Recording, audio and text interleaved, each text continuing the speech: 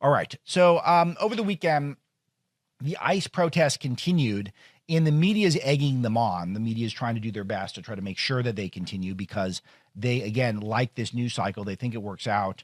And one of the leaders of the protest now is Don Lemon, formerly of CNN. Don Lemon went to interview a church pastor after he was apparently accused of helping ICE. Let's play cut 3, please. It's shameful to interrupt a public gathering of Christians in worship.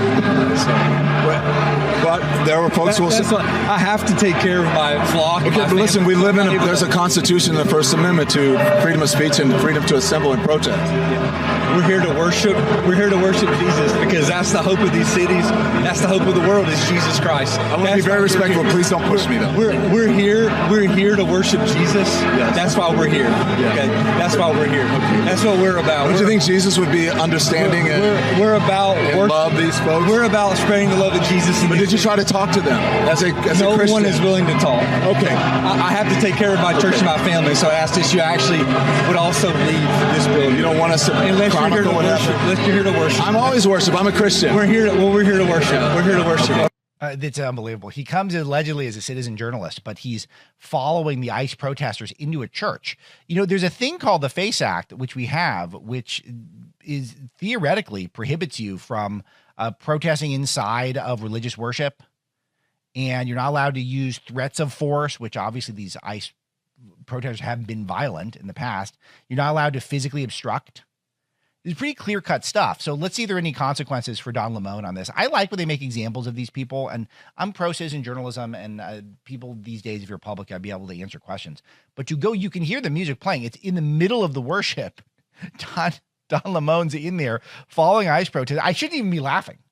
It's amazing that we've gotten to this point, that people feel like this is something that is appropriate for appropriate behavior for not just a journalist, but as an activist.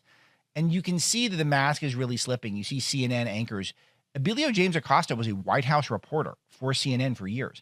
Don Lemon was considered a neutral journalist. These guys are out there and they're accusing Trump of all sorts of crimes, as if Trump is the one who should be going to jail of some sort.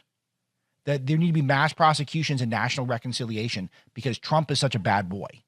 That's what one former CNN anchor is doing. And the other CNN anchor is showing up along with the ICE rioters to interrupt a church service because they don't like the pastor, because the pastor thinks that maybe the best thing for my congregation and my community is if we restore immigration and custom laws. If we actually make things a little easier for people who are law-abiding, tax-paying citizens to exist in this environment and not have to worry about the fact that there's massive immigrant fraud, a fraud ring, particularly of Somali migrants, taking place in our hometown, in our backyard. It's a really interesting Rorschach test. Are you on the side of the people who are trying to enforce our immigrations and custom laws, or are you on the side of the people who are starting the leering centers with no children?